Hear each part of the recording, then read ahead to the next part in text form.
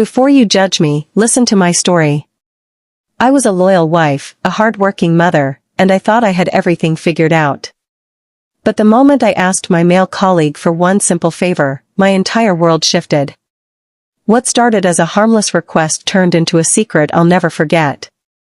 Broken heart, if you love real confessions, emotional stories, and untold truths, hit subscribe and turn on the bell, because what you're about to hear will leave you breathless.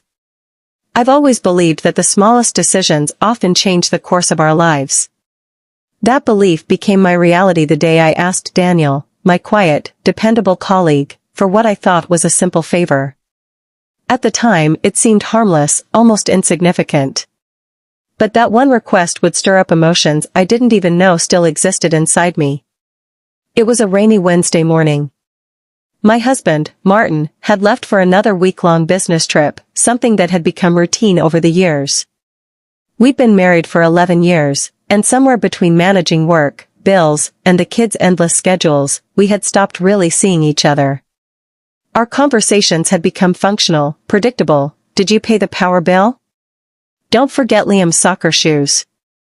I'll be home late. The silence between us was never hostile, it was just empty. That morning, I rushed into the office drenched and frustrated. My laptop had finally given up on me after months of warning signs, and I had a presentation due the next day. Daniel's desk was 2 rows down from mine. He wasn't the loud type, more of the observant, quietly competent kind. He always dressed neatly, spoke politely, and had this unassuming confidence that made people trust him. I walked up to him, hair dripping, blouse clinging to my skin from the rain. He looked up, concerned. "Rough morning?" he asked, smiling softly. "You could say that," I replied, forcing a laugh. "My laptop died, and I have this client presentation tomorrow. I was wondering if, maybe you could help me transfer the files to the office drive? I can't even get mine to turn on." He didn't hesitate. "Of course. I'll stay after work if I have to. You've helped me enough times already." His words were simple, but his tone carried something warm, reassuring. I brushed it off as kindness, but later that night, when everyone else had gone home, I realized that kindness can be dangerously addictive when you're starved for it. The office was quiet except for the hum of the air conditioner. Daniel sat beside me at my desk, leaning in slightly as he tried to recover my files. The light from the screen cast soft shadows across his face. I could smell his cologne, clean, subtle, masculine. My pulse quickened for reasons I didn't want to acknowledge. At one point, he turned to me, our faces inches apart. "You keep everything so organized," he said. "You must drive your team crazy with how efficient you are." Laughed nervously. "Control freak tendencies, I guess." He smiled. "No. It's discipline. There's a difference." That moment lingered longer than it should have. Something about the way he said it, the respect, the admiration, it reached a part of me that had been ignored for years. By the time we finished, it was almost 9 p.m. The rain had started again, heavy and relentless. He offered to drop me home since the parking lot was nearly flooded. I wanted to say no, but exhaustion, and maybe curiosity, won. The ride was quiet at first. The city lights blurred through the rain, and soft music filled the silence. He didn't talk much, and yet, I found comfort in his presence. When we reached my gate, I thanked him and was about to step out when he said something that made my heart pause. "You always take care of everyone," he said quietly. "Maybe let someone take care of you once in a while." I didn't respond. I couldn't. His words followed me long after I closed the door behind me that night.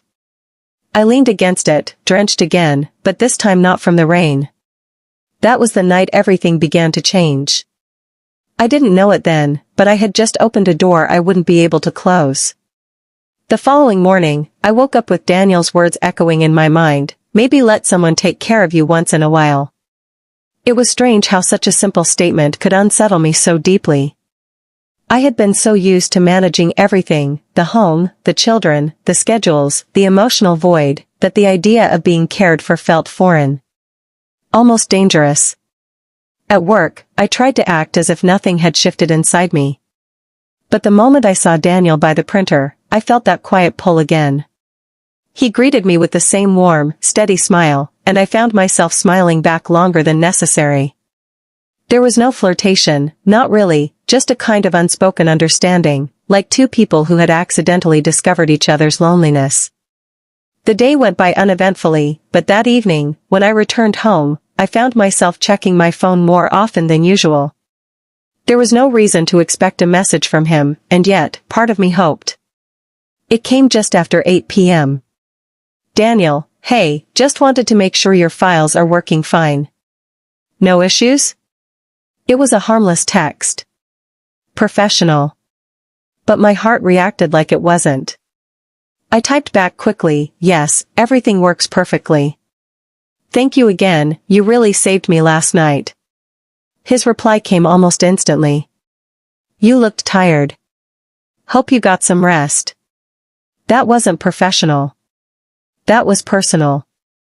I stared at the screen for a long time before replying, trying to. It's been a long week. Then came the message that would set the tone for everything that followed. If you ever need another hand, I'm around. The words were innocent enough, but the undertone wasn't lost on me. There was something gentle yet intentional about the way he phrased it. He wasn't offering help, he was offering presence. And that, to someone who'd been emotionally invisible for years, was irresistible.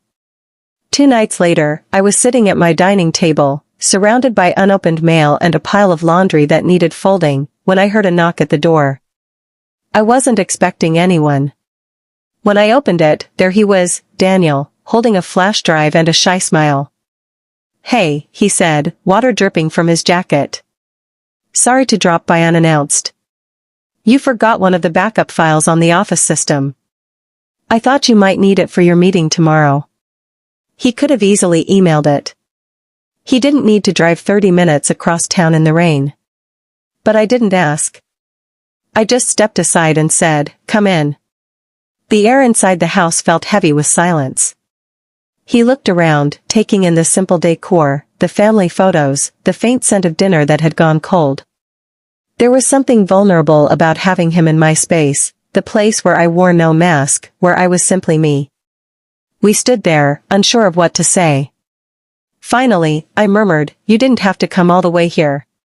He shrugged, his voice calm. I wanted to.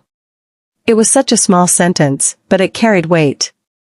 The kind of weight that fills the room with tension and possibility. He handed me the flash drive, and our fingers brushed, brief, but electric. I looked up, and for a moment, our eyes held. There was nothing said, yet everything was understood. He cleared his throat, breaking the moment. You should rest. You look exhausted. I'll try, I replied softly. He smiled, nodded, and turned to leave. But before he reached the door, he hesitated. Good night, he said, his tone low, careful. Good night, Daniel, I whispered back. When the door closed behind him, I leaned against it, heart racing the same way it had days before. But this time, it wasn't confusion. It was realization.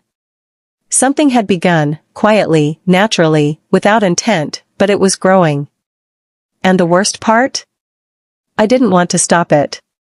The next few days at work felt different, not on the surface, but underneath, where feelings like to hide until they're too strong to ignore. Every time I walked past Daniel's desk, there was a subtle awareness, an invisible current that ran between us. Our conversations were brief, careful, wrapped in politeness, yet each one left behind something unspoken. I kept telling myself it was just harmless attraction. Maybe even gratitude mixed with loneliness.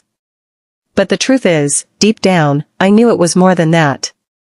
I had started to look forward to him, his presence, his steady tone, his quiet attention. Pretend nothing happened? But the moment I saw him across the room, all my mental rehearsals vanished. He looked up, met my gaze, and in that brief second, everything we had shared the night before lived silently between us. He didn't come to my desk that morning, and I didn't go to his. We both hid behind work, sending short, professional messages, careful not to cross lines in public. But the unspoken truth was that a new kind of tension had settled between us, something fragile, intimate, and terrifyingly alive. By afternoon, I couldn't take it anymore. I sent him a quick message. "Can we talk after work? Just to clear the air." His reply came a minute later. "Yes. Let's meet at the cafe near the park." When I arrived, he was already there, sitting by the window, nursing a cup of black coffee. His eyes met mine as I sat down. No greetings, no small talk. Just silence, thick, loaded, necessary. Finally, he spoke. "I didn't plan for that to happen." "Neither did I said softly. "But it did." He nodded, looking down. "I've been trying to make sense of it all. You're married, and I respect that. I don't want to be the reason you start breaking apart inside." His honesty stung more than any judgment could. "You're not the reason," I whispered. "You're just the reminder of what I've been missing." He looked up then, eyes searching mine. "And what's that?" "Feeling seen," I said. "Feeling wanted for who I am, not just what I do." There was nothing else to say. We sat there, lost in the quiet storm we'd created, two people tangled between right and wrong, need and regret. Before I left, he reached across the table and touched my hand gently. "Whatever this is," he said, "we need to be careful." "I know," I replied, though deep down I also knew that carefulness had already slipped from our grasp. That night, I came home to find my husband on a video call from his hotel room, talking about a conference dinner. He looked tired, distracted, as always. When he asked how my day was, I smiled and said, "Just work as usual." He didn't notice the hesitation in my voice, or the way my eyes shifted when I said it. He never did. Later, lying in bed, I stared at the ceiling, haunted by everything Daniel had awakened in me. It wasn't just desire, it was connection, something real and raw that my marriage hadn't given me in years. But with every heartbeat came guilt, wrapping itself around my thoughts like chains I couldn't break. I knew we had crossed a line that couldn't be erased. Yet even in my shame, a part of me couldn't regret it. Because for the first time in a long time, I felt alive. Then came the evening that shifted everything from subtle to unmistakable. It was Friday, and we had both stayed late at the office again, finalizing a client proposal. Most of the staff had already left, leaving behind that familiar hum of the building settling into silence. Outside, the sun had melted into the city lights. Inside, the only glow came from our computer screens. At one point, I rubbed my temples, sighing, "I swear, if I stare at this spreadsheet any longer, I might start hallucinating." Daniel chuckled softly. "You should take a break. Want me to grab you a coffee?" I smiled. "You're a lifesaver." He came back a few minutes later with 2 cups, one of which he placed right in front of me. "No sugar, right?" he said, remembering the tiny detail I'd mentioned once. "Right," I said, surprised. "You remember." "Some things stick," he replied, and there it was again, that pause, that quiet intensity between us. As I took a sip, my hand brushed his. It wasn't intentional, but neither of us pulled away. For a moment, the air seemed to stop moving. My pulse thudded in my throat, and I saw the same flicker in his eyes, hesitation battling desire. "Daniel," I whispered, unsure of what I was trying to say. Maybe I was trying to stop something. Maybe I wasn't. He leaned back slightly, exhaling. "We should probably call it a night," he said, his voice tight with restraint. I nodded, but neither of us moved. Minutes passed before I finally stood up and began packing my things. As I reached for my bag, one of the folders slipped from the desk, scattering papers across the floor. We both bent down at the same time to pick them up, and suddenly, we were too close, too aware. His hand brushed mine again, and this time, he didn't move it away. When I looked up, our faces. I barely slept that night.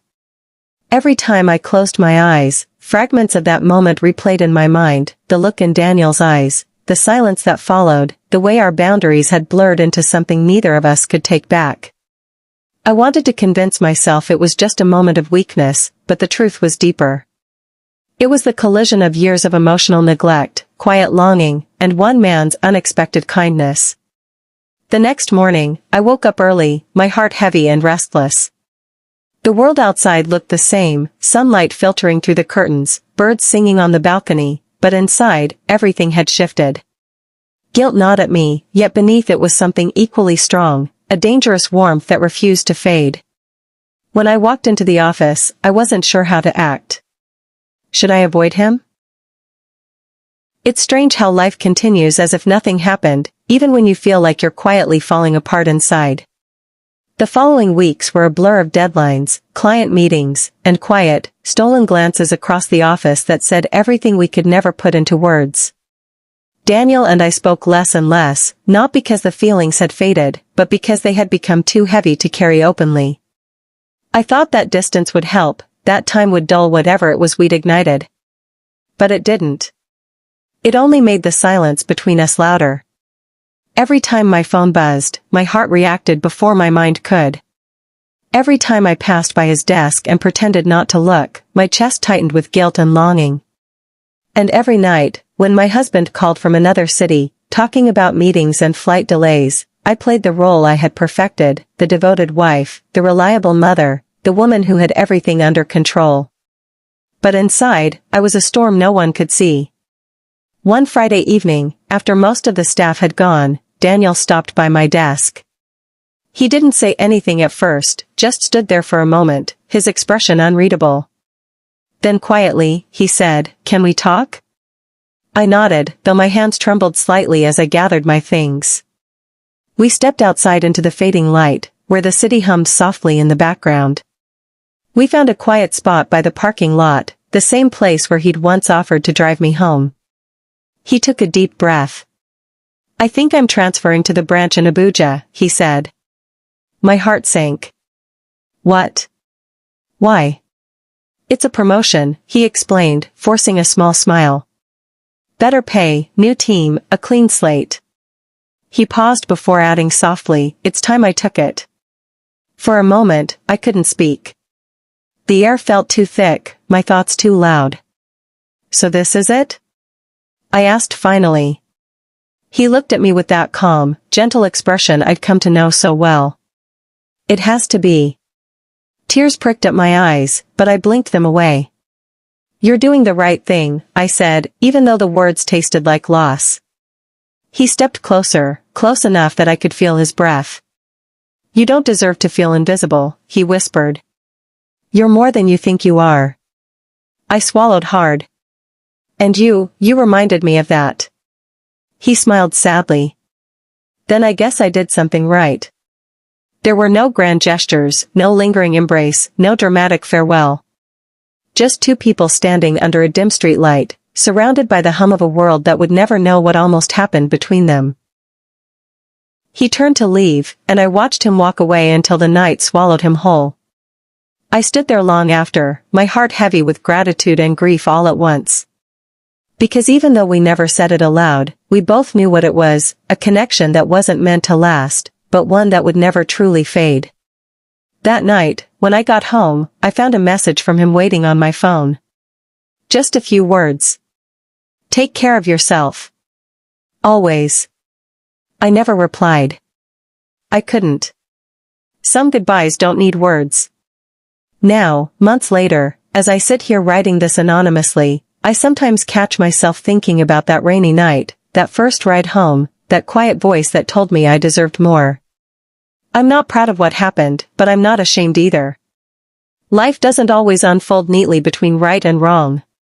Sometimes, it's just about two souls finding comfort in each other at the wrong time. I still wear my wedding ring. I still go to work, smile at the right moments, and keep my secrets tucked away where no one will ever find them. But a part of me will always remember Daniel, not as a mistake, but as a reminder that I'm still human, still capable of feeling deeply, dangerously, and beautifully alive. This story is based on real-life experiences and is shared for mature audiences only. Names and details have been changed to protect privacy. Thank you for watching this true confession story. If you felt the emotions, the tension, and the reality behind every word, don't forget to like, share, and subscribe for more real-life stories of love, betrayal, and rediscovery. Every story here reminds us, behind every smile, there's a secret untold. Stay tuned for more confessions, because truth always finds a voice.